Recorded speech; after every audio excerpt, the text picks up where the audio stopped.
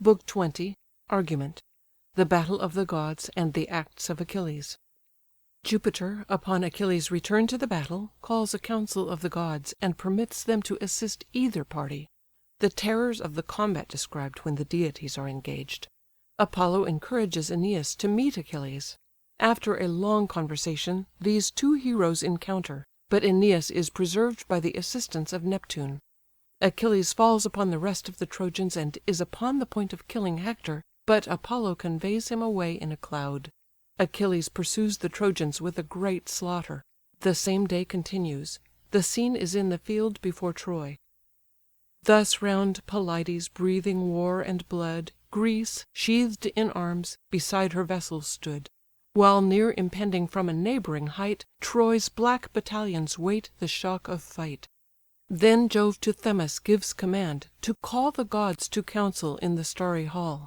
Swift o'er Olympus' 100 hills she flies, and summons all the senate of the skies. These shining on, in long procession come to Jove's eternal adamantine dome. Not one was absent, not a rural power that haunts the verdant gloom, or rosy bower. Each fair-haired dryad of the shady wood, each azure sister of the silver flood; all but old Ocean, hoary sire, who keeps his ancient seat beneath the sacred deeps. On marble thrones, with lucid columns crowned, the work of Vulcan, sat the powers around.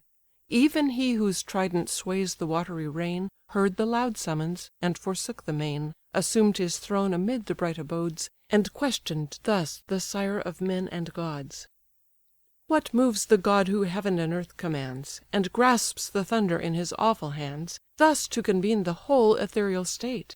Is Greece and Troy the subject in debate?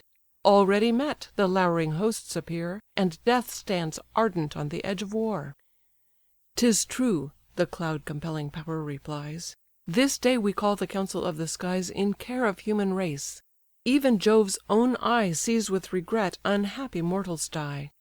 Far on Olympus' top in secret state Ourself will sit, and see the hand of fate Work out our will. Celestial powers, descend, And as your minds direct, your succour lend To either host. Troy soon must lie o'erthrown, If uncontrolled Achilles fights alone.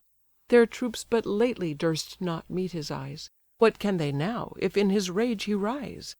Assist them, gods, or Ilion's sacred wall May fall this day, though fate forbids the fall." He said, and fired their heavenly breasts with rage. On adverse parts the warring gods engage.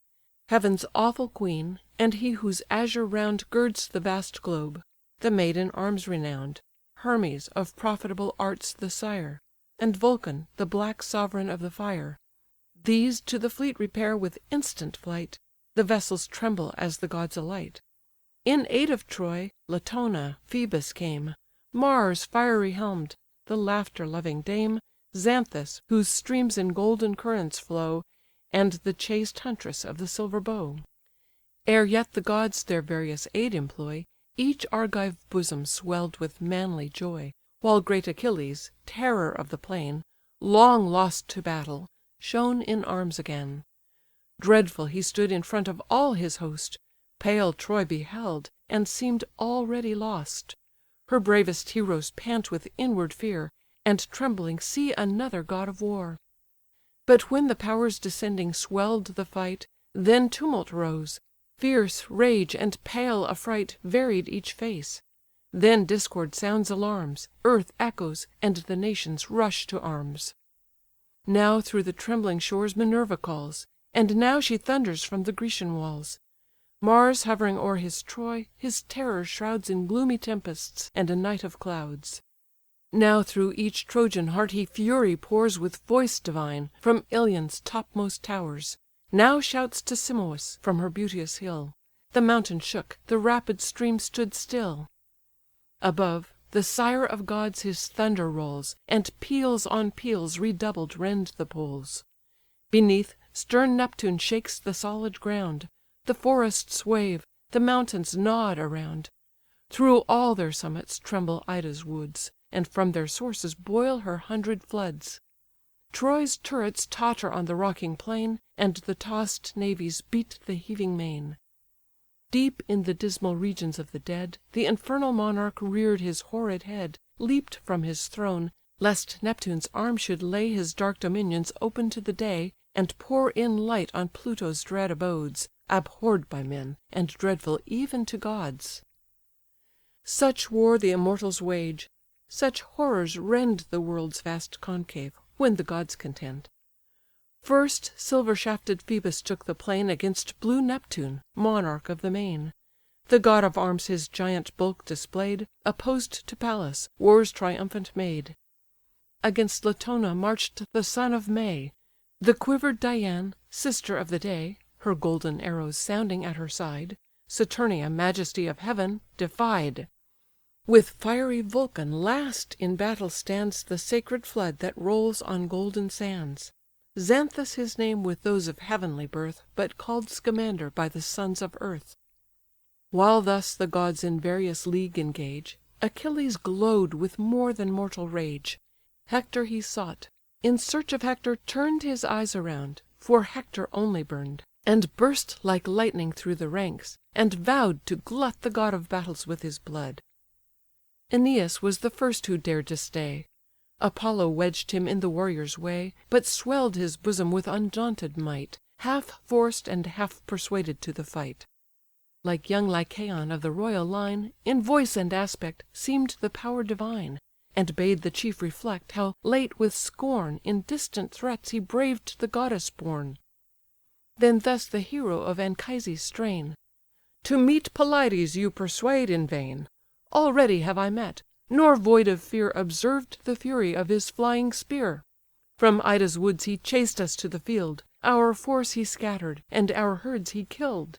Lyrnessus, Pedasus in ashes lay, But, Jove assisting, I survived the day. Else had I sunk oppress'd in fatal fight By fierce Achilles and Minerva's might. Where'er he moved, the goddess shone before, And bathed his brazen lance in hostile gore. What mortal man Achilles can sustain? The immortals guard him through the dreadful plain, And suffer not his dart to fall in vain. Were God my aid, this arm should check his power, Though strong in battle as a brazen tower." To whom the son of Jove: "That god implore, And be what great Achilles was before. From heavenly Venus thou derivedst thy strain, And he but from a sister of the main; An aged sea god father of his line, But Jove himself the sacred source of thine. Then lift thy weapon for a noble blow, Nor fear the vaunting of a mortal foe." This said, and spirit breathed into his breast, Through the thick troops the emboldened hero press'd. His venturous act the white arm'd queen survey'd, And thus, assembling all the powers, she said: "Behold an action, gods, that claims your care! Lo great Æneas rushing to the war! Against Pelides he directs his course, Phœbus impels, and Phœbus gives him force. Restrain his bold career; at least, to attend Our favour'd hero, let some power descend. To guard his life, and add to his renown, We, the great armament of heaven, came down. Hereafter let him fall, as fates design, That spun so short his life's illustrious line. But lest some adverse god now cross his way, Give him to know what powers assist this day. For how shall mortals stand the dire alarms, When heaven's refulgent host appear in arms?" Thus she; and thus the god whose force can make The solid globe's eternal bases shake. Against the might of man so feeble known, Why should celestial powers exert their own? Suffice from yonder mount to view the scene, And leave to war the fates of mortal men. But if the Armipotent, or god of light, Obstruct Achilles, or commence the fight, Thence on the gods of Troy we swift descend. Full soon, I doubt not, shall the conflict end; And these, in ruin and confusion hurl'd, Yield to our conquering arms the lower world." Thus having said, the tyrant of the sea, Cerulean Neptune, rose and led the way. Advanced upon the field there stood a mound Of earth congested, wall'd, and trench'd around. In elder times to guard Alcides made (the work of Trojans, with Minerva's aid), What time a vengeful monster of the main Swept the wide shore, and drove him to the plain. Here Neptune and the gods of Greece repair, With clouds encompassed, and a veil of air. The adverse powers, around Apollo laid, crown the fair hills that silver Simois shade. Encircled close each heavenly party sat, intent to form the future scheme of fate; but mix not yet in fight, though Jove on high gives the loud signal, and the heavens reply. Meanwhile the rushing armies hide the ground, the trampled centre yields a hollow sound. Steeds cased in mail, and chiefs in armour bright, the gleaming champaign glows with brazen light. Amid both hosts (a dreadful space) appear, there great Achilles, bold Æneas here. With towering strides Æneas first advanced, the nodding plumage on his helmet danced; spread o'er his breast the fencing shield he bore, and, so he moved, his javelin flamed before. Not so Pelides: furious to engage, he rush'd impetuous; such the lion's rage, who viewing first his foes with scornful eyes, though all in arms the peopled city rise, stalks careless on, with unregarding pride, till at the length, by some brave youth defied, to his bold spear the savage turns alone, he murmurs fury with a hollow groan. He grins, he foams, he rolls his eyes around, lash'd by his tail his heaving sides resound. He calls up all his rage, he grinds his teeth, resolved on vengeance, or resolved on death. So fierce Achilles on Æneas flies, so stands Æneas, and his force defies. Ere yet the stern encounter join'd, begun the seat of Thetis thus to Venus' son: "Why comes Æneas through the ranks so far? Seeks he to meet Achilles' arm in war, in hope the realms of Priam to enjoy, and prove his merits to the throne of Troy? Grant that beneath thy lance Achilles dies, the partial monarch may refuse the prize. Sons he has many; those thy pride make well, and 'tis his fault to love those sons too well. Or, in reward of thy victorious hand, has Troy proposed some spacious tract of land, an ample forest, or a fair domain, of hills for vines, and arable for grain? Even this, perhaps, will hardly prove thy lot. But can Achilles be so soon forgot? Once, as I think, you saw this brandished spear, and then the great Æneas seem'd to fear. With hearty haste from Ida's mount he fled, nor, till he reach'd Lyrnessus, turned his head. Her lofty walls not long our progress stay'd; those, Pallas, Jove, and we, in ruins laid. In Grecian chains her captive race were cast; 'Tis true, the great Æneas fled too fast. Defrauded of my conquest once before, what then I lost, the gods this day restore. Go, while thou mayst, avoid the threatened fate; Fools stay to feel it, and are wise too late." To this Anchises' son: "Such words employ to one that fears thee, some unwarlike boy; such we disdain: the best may be defied with mean reproaches, and unmanly pride. Unworthy the high race from which we came, proclaimed so loudly by the voice of fame. Each from illustrious fathers draws his line, each goddess born, half human, half divine. Thetis this day, or Venus' offspring dies, and tears shall trickle from celestial eyes. For when two heroes, thus derived, contend, 'Tis not in words the glorious strife can end. If yet thou further seek to learn my birth, (A tale resounded through the spacious earth,) Hear how the glorious origin we prove From ancient Dardanus, the first from Jove. Dardania's walls he razed; for Ilion then (the city sense of many languaged men) was not. The natives were content to till the shady foot of Ida's fountful hill. From Dardanus great Erichthonius springs, the richest, once, of Asia's wealthy kings. 3,000 mares his spacious pastures bred, 3,000 foals beside their mothers fed. Boreas, enamour'd of the sprightly train, conceal'd his godhead in a flowing mane, with voice dissembled to his loves he neighed, and coursed the dappled beauties o'er the mead.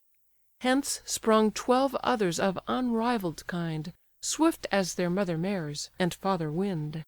These lightly skimming, when they swept the plain, Nor plied the grass, nor bent the tender grain; And when along the level seas they flew, Scarce on the surface curl'd the briny dew. Such Erichthonius was: from him there came The sacred Tros, of whom the Trojan name. 3 sons renown'd adorn'd his nuptial bed, Ilus, Assaracus, and Ganymed. The matchless Ganymed, divinely fair, Whom heaven, enamour'd, snatch'd to upper air, To bear the cup of Jove, ethereal guest, The grace and glory of the ambrosial feast. The two remaining sons the line divide: First rose Laomedon from Ilus' side; From him Tithonus, now in cares grown old, And Priam, bless'd with Hector, brave and bold; Clytius and Lampus, ever honour'd pair, And Hicetaon, thunderbolt of war. From great Assaracus sprung Capys, he begat Anchises, and Anchises me. Such is our race: 'tis fortune gives us birth, But Jove alone endues the soul with worth. He, source of power and might, with boundless sway All human courage gives, or takes away. Long in the field of words we may contend, Reproaches infinite, and knows no end, Arm'd or with truth or falsehood, right or wrong, So voluble a weapon is the tongue. Wounded we wound, and neither side can fail, For every man has equal strength to rail. Women alone, when in the streets they jar, Perhaps excel us in this wordy war. Like us they stand, encompass'd with the crowd, And vent their anger impotent and loud. Cease then: our business in the field of fight Is not to question, but to prove our might. To all those insults thou hast offer'd here, Receive this answer: 'tis my flying spear."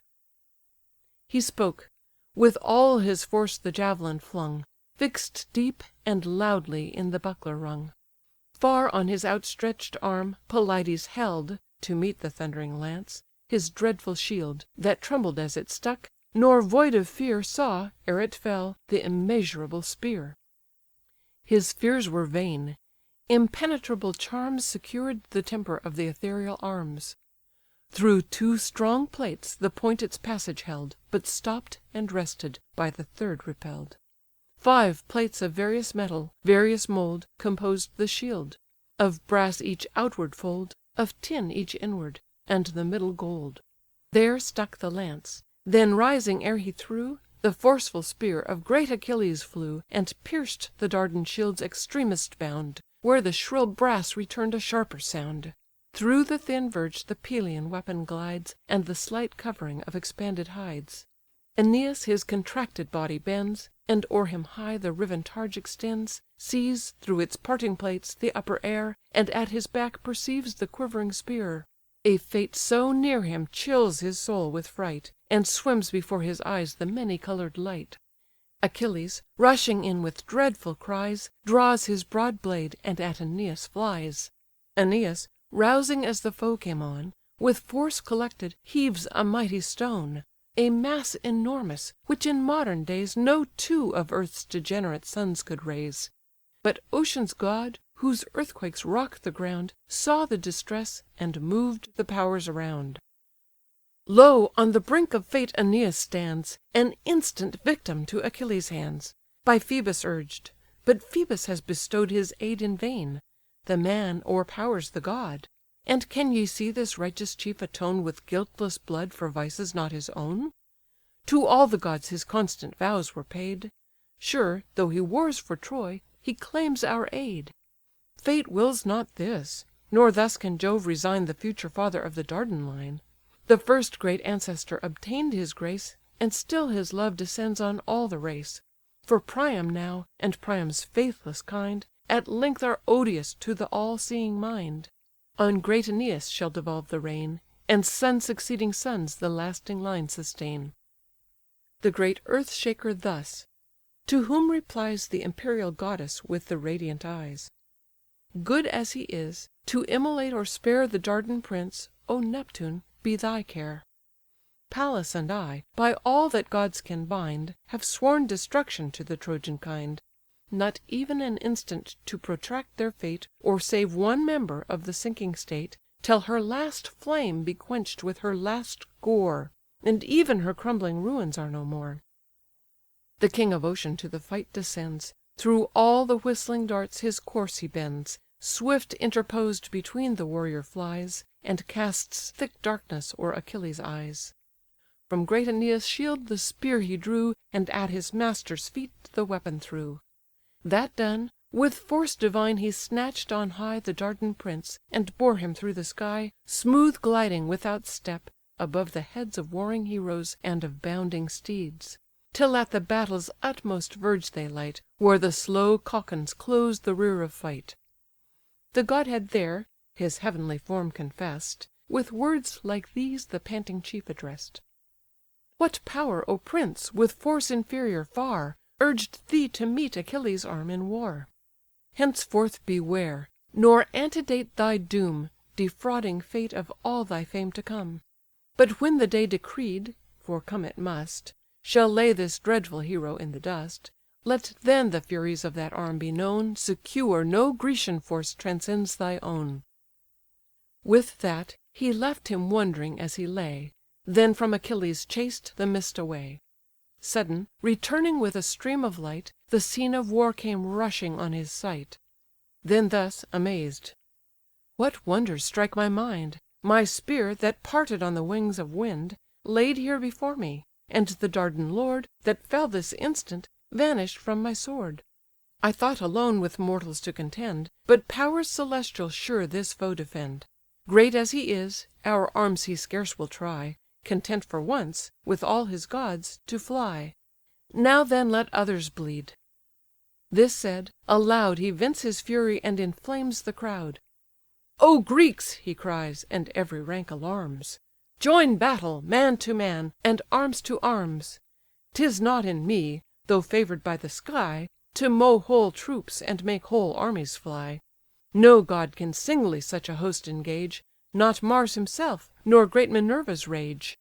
But whatsoe'er Achilles can inspire, Whate'er of active force or acting fire, Whate'er this heart can prompt, or hand obey, All Achilles, Greeks, is yours to day.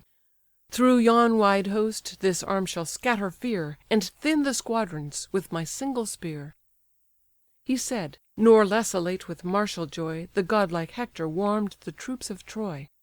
"Trojans, to war! Think, Hector leads you on, Nor dread the vaunts of Peleus' haughty son.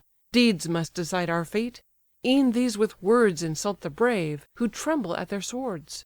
The weakest atheist wretch all heaven defies, But shrinks and shudders when the thunder flies.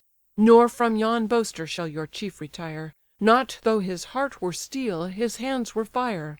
That fire, that steel, your Hector should withstand, And brave that vengeful heart, that dreadful hand." Thus, breathing rage through all, the hero said. A wood of lances rises round his head, Clamours on clamours tempest all the air, They join, they throng, they thicken to the war. But Phœbus warns him from high heaven to shun The single fight with Thetis' godlike son; More safe to combat in the mingled band, Nor tempt too near the terrors of his hand. He hears, obedient to the god of light, And, plunged within the ranks, awaits the fight. Then fierce Achilles, shouting to the skies, On Troy's whole force with boundless fury flies. First falls Iphition at his army's head; Brave was the chief, and brave the host he led. From great Otryntius he derived his blood; His mother was Aeneas of the flood. Beneath the shades of Tmolus, crown'd with snow, From Hyde's walls he ruled the lands below. Fierce as he springs, the sword his head divides; The parted visage falls on equal sides. With loud resounding arms he strikes the plain, While thus Achilles glories o'er the slain: "Lie there, Otryntides! The Trojan earth Receives thee dead: though Gygae boasts thy birth, Those beauteous fields where Hylas' waves are roll'd, And plenteous Hermus swells with tides of gold, Are thine no more." The insulting hero said, And left him sleeping in eternal shade.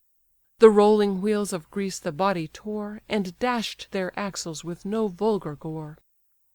Demoleon next, Antenor's offspring, laid Breathless in dust, the price of rashness paid. The impatient steel with full descending sway Forced through his brazen helm its furious way, Resistless drove the batter'd skull before, And dash'd and mingled all the brains with gore. This sees Hippodamas, and seized with fright, Deserts his chariot for a swifter flight. The lance arrests him, an ignoble wound The panting Trojan rivets to the ground. He groans away his soul; not louder roars, At Neptune's shrine on Helicè's high shores, The victim bull. The rocks rebellow round, And ocean listens to the grateful sound. Then fell on Polydore his vengeful rage, The youngest hope of Priam's stooping age, Whose feet for swiftness in the race surpass'd, Of all his sons the dearest and the last. To the forbidden field he takes his flight, In the first folly of a youthful knight, To vaunt his swiftness wheels around the plain, But vaunts not long, with all his swiftness slain. Struck where the crossing belts unite behind, And golden rings the double backplate join'd, Forth through the navel burst the thrilling steel, And on his knees with piercing shrieks he fell. The rushing entrails pour'd upon the ground His hands collect, and darkness wraps him round. When Hector view'd, all ghastly in his gore, Thus sadly slain the unhappy Polydore, A cloud of sorrow overcast his sight, His soul no longer brook'd the distant fight. Full in Achilles' dreadful front he came, And shook his javelin like a waving flame. The son of Peleus sees, with joy possess'd, His heart high bounding in his rising breast. And lo! the man on whom black fates attend, The man, that slew Achilles, is his friend. No more shall Hector's and Pelides' spear Turn from each other in the walks of war. Then with revengeful eyes he scann'd him o'er. Come, and receive thy fate. He spake no more. Hector, undaunted, thus: "Such words employ to one that dreads thee, Some unwarlike boy; such we could give, Defying and defied, mean intercourse Of obloquy and pride. I know thy force to mine superior far, But heaven alone confers success in war. Mean as I am, the gods may guide my dart, And give it entrance in a braver heart." Then parts the lance; but Pallas' heavenly breath Far from Achilles wafts the winged death. The bidden dart again to Hector flies, And at the feet of its great master lies. Achilles closes with his hated foe, His heart and eyes with flaming fury glow. But present to his aid, Apollo shrouds The favour'd hero in a veil of clouds. Thrice struck Pelides with indignant heart, Thrice in impassive air he plunged the dart. The spear a fourth time buried in the cloud, He foams with fury, and exclaims aloud: "Wretch! thou hast 'scaped again! Once more thy flight Has saved thee, and the partial god of light. But long thou shalt not thy just fate withstand, If any power assist Achilles' hand. Fly then inglorious; but thy flight this day Whole hecatombs of Trojan ghosts shall pay." With that, he gluts his rage on numbers slain. Then Dryops tumbled to the ensanguined plain, Pierced through the neck. He left him panting there, And stopp'd Demuchus, great Philetor's heir. Gigantic chief, deep gash'd the enormous blade, And for the soul an ample passage made. Laogonus and Dardanus expire, The valiant sons of an unhappy sire; Both in one instant from the chariot hurl'd, Sunk in one instant to the nether world. This difference only their sad fates afford, That one the spear destroyed, and one the sword. Nor less unpitied, young Alastor bleeds; In vain his youth, in vain his beauty pleads; In vain he begs thee, with a suppliant's moan, To spare a form, an age so like thy own. Unhappy boy! no prayer, no moving art, E'er bent that fierce inexorable heart. While yet he trembled at his knees, and cried, The ruthless falchion oped his tender side. The panting liver pours a flood of gore That drowns his bosom till he pants no more. Through Mulius' head then drove the impetuous spear; The warrior falls, transfixed from ear to ear. Thy life, Echeclus, next the sword bereaves; Deep through the front the ponderous falchion cleaves; Warm'd in the brain the smoking weapon lies; The purple death comes floating o'er his eyes. Then brave Deucalion died; the dart was flung Where the knit nerves the pliant elbows strung. He dropp'd his arm, an unassisting weight, And stood all impotent, expecting fate. Full on his neck the falling falchion sped, From his broad shoulders hew'd his crested head. Forth from the bone the spinal marrow flies, And, sunk in dust, the corpse extended lies. Rhigmus, whose race from fruitful Thracia came, The son of Pierus, an illustrious name, Succeeds to fate; the spear his belly rends; Prone from his car the thundering chief descends. The squire, who saw expiring on the ground His prostrate master, rein'd the steeds around. His back, scarce turn'd, the Pelian javelin gored, And stretch'd the servant o'er his dying lord. As when a flame the winding valley fills, And runs on crackling shrubs between the hills, Then o'er the stubble up the mountain flies, Fires the high woods, and blazes to the skies, This way and that the spreading torrent roars; So sweeps the hero through the wasted shores. Around him wide, immense destruction pours, And earth is deluged with the sanguine showers, As with autumnal harvests cover'd o'er, And thick bestrewn lies Ceres' sacred floor.